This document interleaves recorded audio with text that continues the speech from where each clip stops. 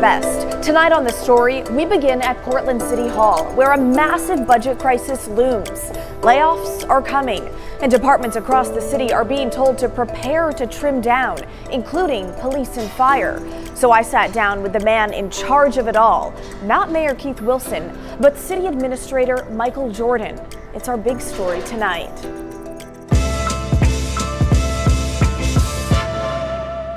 Let's first set the budget stage for you. Last fall, the city announced the shortfall would be around $27 million. Not great, but seemingly manageable when the annual budget is north of $8 billion, with the general fund making up around $730 million. But that all changed a month ago when the city announced that budget gap had ballooned to around $100 million, with the fiscal year ending June 30th. Now, a good chunk of that increase is due to the loss of tens of millions of dollars in one-time funding that simply ran out. And that's where I started my conversation with City Administrator Michael Jordan, the man who runs the day-to-day operations of the city of Portland. So I've heard a lot about that, those one-time dollars. A lot of people I talk with are like, well, duh, they're one-time dollars. Why didn't they account for that? What do you think about that now that we're facing those side effects? Well, I think it's always been to some degree predictable that these would be challenges. And I think the previous administration felt that the challenges on the streets were such that it was worth putting those programs together and then trying to face the challenges when they came. And now they've come. How convenient when there is an entirely new administration, and not to mention a brand new form of government left to deal with this mess. Jordan says that Mayor Ted Wheeler and the former city commissioners put a lot of one-time federal dollars towards creating programs to address the homeless crisis, but that money has gone away. Yet, as we know, the crisis remains. More on that later for sure. But let's get into the direct impacts that Portlanders could be feeling with a budget deficit like this. So let's talk about some of the options the city is considering to cut. We're seeing 120 staffers could be laid off. Which departments, and will there be more than that, do you think? Well, so those layoffs are across the entire city. They're not just in the general fund.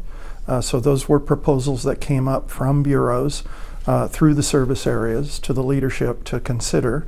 Not all the proposed cuts were taken so far. And I want to clarify, what's coming out at the end of the month is not a balanced budget. It is a set of alternatives that is meant to elicit input from both the public and from the council to prepare the mayor for producing a balanced budget, which he's required to do by early May. The 120 staffers, are we still looking at that number, or is it going to be substantially higher? It's the beginning number. It's possible that it could go up. So what departments are you looking at, though, for any potential staff cuts? Well, all of them, almost. So the big question here, could public safety departments like police and fire face layoffs? The short answer is yes. Ted Wheeler's administration asked that no budget cuts be made from police, fire, and emergency communications during the last budget cycle. Perhaps that was because two of the men who led those departments were Mayor Ted Wheeler and Commissioner Renee Gonzalez, who, of course, had votes on council at the time. Well, that's not the case anymore with this new form of government. Jordan and his deputies run the bureaus, while council is focused on policy. And the new council wanted budget cut proposals from police and fire this time around. The new council, when they came into office in January, asked for public safety to present similar proposals for cuts. So we now have those also, and they'll be included in the February document. So you'll see reductions across all areas. Jordan says nearly 70% of the total general fund is for public safety. If no cuts are made to public safety, that puts way more pressure on other programs, mainly ones meant to address homelessness and the Parks and Rec Bureau.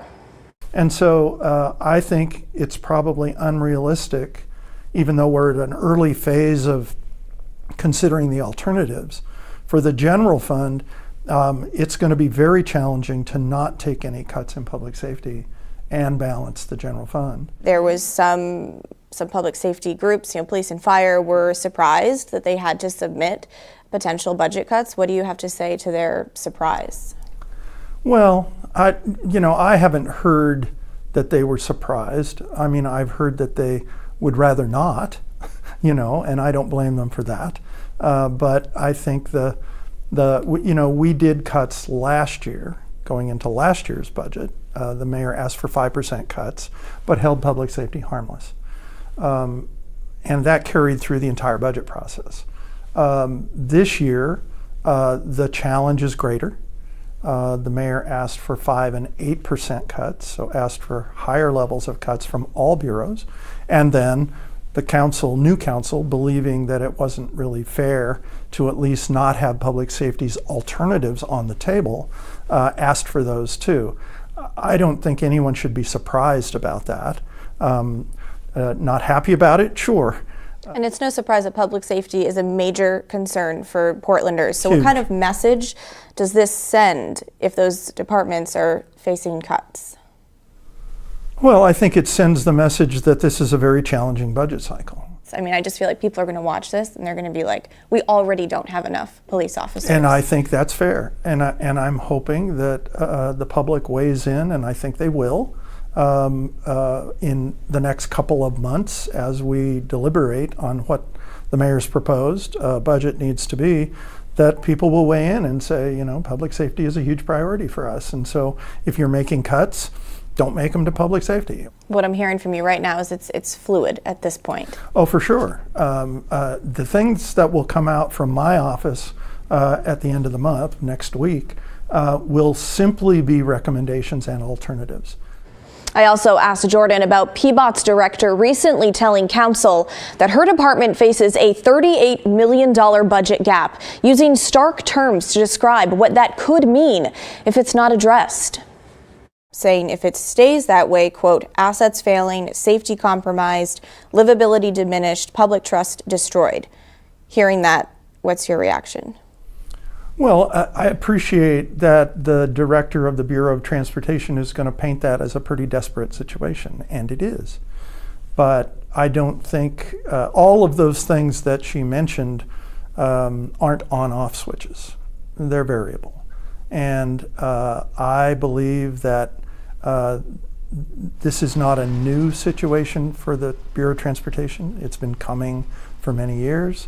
It is a structural problem with the way Oregonians pay for the maintenance of their transportation system.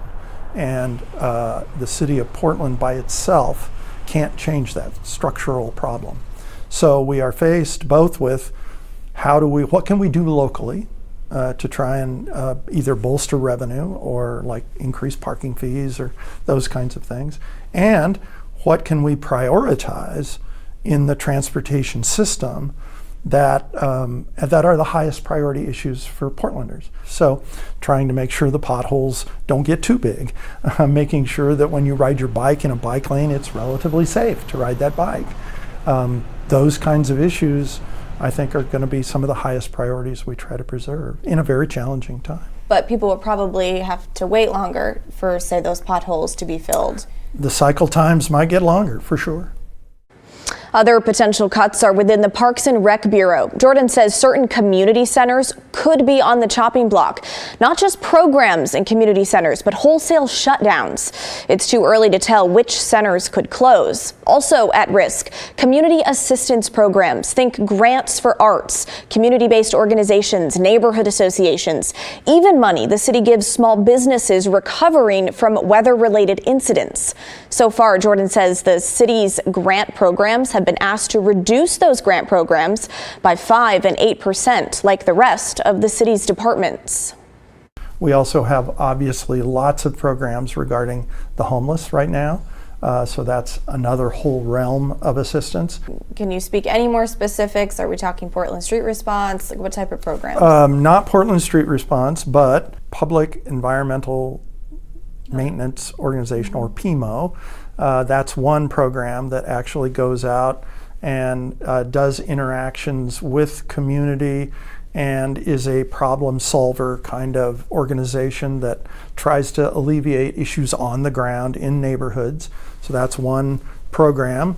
There is a street coordination group that actually has outreach workers that deal with homeless folks, and that up until just a few years ago was predominantly a county service. We decided at some point a few years ago that we needed to have folks who did outreach and navigation for homeless folks on the street. So that's another outreach service program. There is the IRP program, which is the impact reduction program, which is predominantly about camps and the impacts in neighborhoods of camps and trying to deal with those issues, along with then the sheltering. So just a myriad of services that are supplied. If there are cuts, say, to the impact reduction program, can people expect to see fewer homeless camps removed? Yes. If in fact what we have looked at regarding when the 5 and 8% cuts that were asked for really is the elimination of one crew out of, I think, 24. So would they see a reduction in service? Yes. Would it be noticeable? I don't know. 1 out of 24 doesn't seem like a huge change in the level of service, but it's something. And people would probably notice maybe shorter cycle times from when they call about a camp and we actually go out and inspect and rate and post and then have some action. So they might see an extra week, maybe longer. So what are your thoughts on the mayor's blueprint for ending unsheltered homelessness that could cost somewhere around $28 million as we're talking about this budget shortfall? What do you think about that? I think it's great. I'm kidding. No, I mean, the mayor ran on this unsheltered homelessness approach, and he is committed to try and make that happen, and you've heard him. He wants it to happen this year, before the next winter season. Is it realistic financially, though, given where we are? It depends. He is speaking both with the state legislature and the governor. He's also speaking with Metro, who supplies the support dollars for homeless services. He's also speaking, obviously, with Multnomah County, who is our closest partner in trying to provide these services.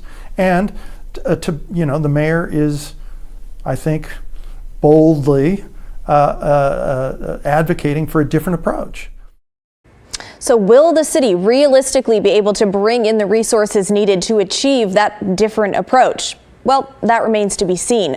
Jordan says they will know more come late June when the legislative session wraps up. And as for how much money the state will contribute to Wilson's lofty plan, I ended my conversation with Administrator Jordan asking about his future and how the process will play out to find the next administrator to run the city of Portland, since it was not clear that Jordan would be sticking around as long as he has. Okay, so last year you told our Pat Doris that you wouldn't stay in this role any longer than you had to. What changed? Nothing. I'm staying as long as I have to. Okay, very good. That's a good answer. Yeah, I mean, the mayor asked me if I would stay until the end of the calendar year rather than June 30, which is when my contract ended, and his reasoning is, I think very valid, and that bringing on another new leadership role right in the middle of what is going to be, as we've just discussed for a while, a very challenging budget, I think it is reasonable for him to say, can we put off that change for another 6 months until we've got a stable budget, and even though it may involve difficult choices. So what I'm planning to do with the mayor and with the council is to start a recruitment project, a process this summer. And it will be, probably one of the biggest recruitment processes the city's ever done. This role is a big role, a challenging role. It will be a nationwide search. And I'm sure that both the council and other stakeholders in the community will want to be a part of that. I'm hopeful that before the holidays, we would have at least made an offer to someone and hopefully have them in the chair by the end of the calendar year, and then I can go do something else. Next week, we will get the latest budget memo. It will be a new updated set of recommended cuts, and we'll be sure to bring you the highlights. Then it's up to the public and the City Council to share their thoughts on those potential cuts before the mayor's proposed budget comes out in early May. From there, Council can amend it, and we'll have to approve the budget before the new fiscal year begins on July 1st. And oh, by the way, it's not just the City of Portland. Multnomah County is in a similar boat, facing a budget shortfall in the $100 million range. So cuts are coming for both the city and the county this summer. All right, so that was a lot, but what are your thoughts on what Michael Jordan had to say today? How do you feel about potential cuts to police, fire, PBOT, and homeless services? Let us know. Email the story at kgw.com or call and leave us a voicemail, 503-226-5090. Well, coming up next on the story, from Portland City Hall to Washington, D.C., where a familiar face was grilled by U.S. senators as she hopes to become the country's next Secretary of Labor. Lori Chavez-DeRemer was asked about unions, minimum wage, paid leave, and even abortion. How she answered when the story returns. I know there has been a lot of conversation.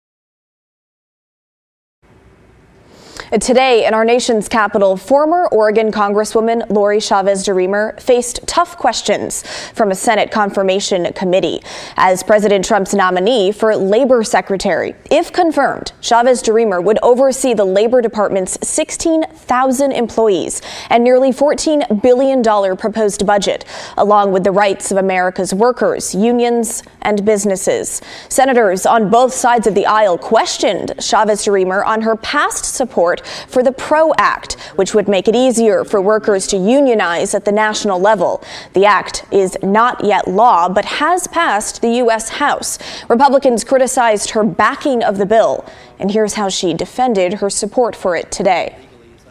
I know there has been a lot of conversation about my support of the PRO Act. Like President Trump, I believe our labor laws need to be updated and modernized to reflect today's workforce and the business environment. As a member of Congress, the PRO Act was the bill to have those conversations. conversations that matter deeply to the people of Oregon's 5th Congressional District. I recognize that that bill was imperfect, and I also recognize that I am no longer representing Oregon as a lawmaker. If confirmed, my job will be to implement President Trump's policy vision, and my guiding principle will be President Trump's guiding principle, ensuring a level playing field for businesses, unions, and most importantly, the American worker. Chavez-DeRemer was also pressed by Senator Bernie Sanders on the federal minimum wage, which currently sits at $7.25 an hour. She basically deferred, saying it's up to Congress to decide. Senator Sanders pressed her further.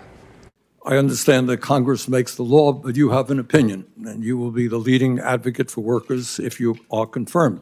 Question, if you were sitting where I'm sitting, would you vote to raise the minimum wage to a living wage? Well, I'm not sitting where you're sitting hypothetically. I used to, but not any longer. But I do recognize that the minimum wage hasn't been raised since 2009, and the cost of living has gone up.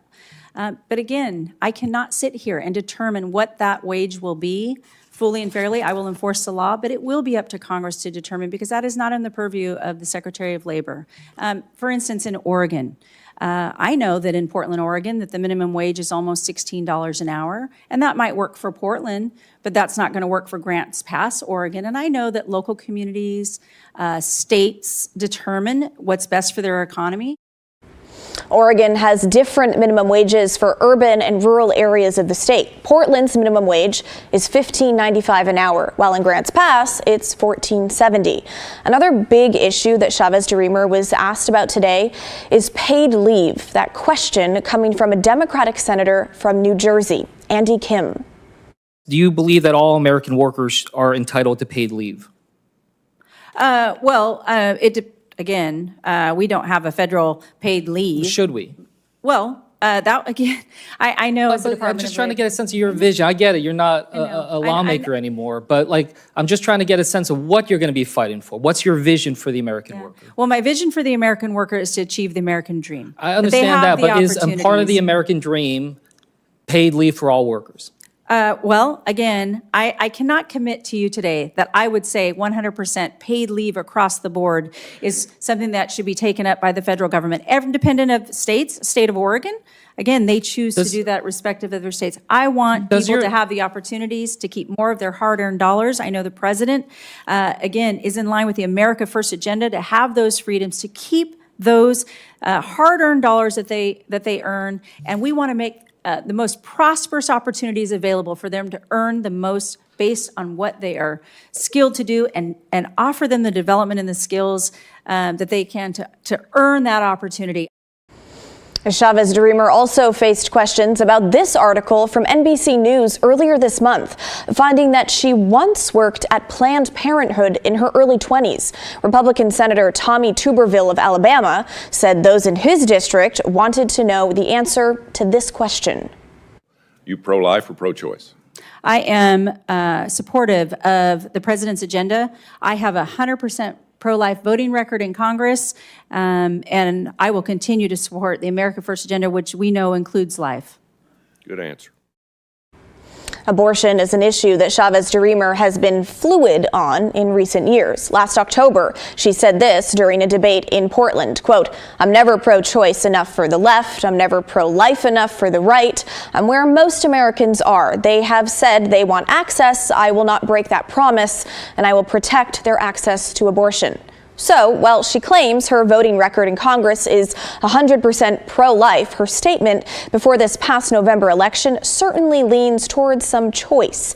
Not that abortion is an issue for the Labor Secretary, but since it came up during her nomination hearing, it's worthwhile to have some context. As far as whether or not our local senators will vote yes or no on Chavez-DeRemer's confirmation as Labor Secretary, Senator Wyden says he'll vote no. Senator Merkley told the Oregon Capitol Chronicle that he will vote no. And Washington Senator Patty Murray says she has not yet decided. So it's not clear yet when the Senate will vote on Chavez-DeRemer's nomination, but we'll keep you posted.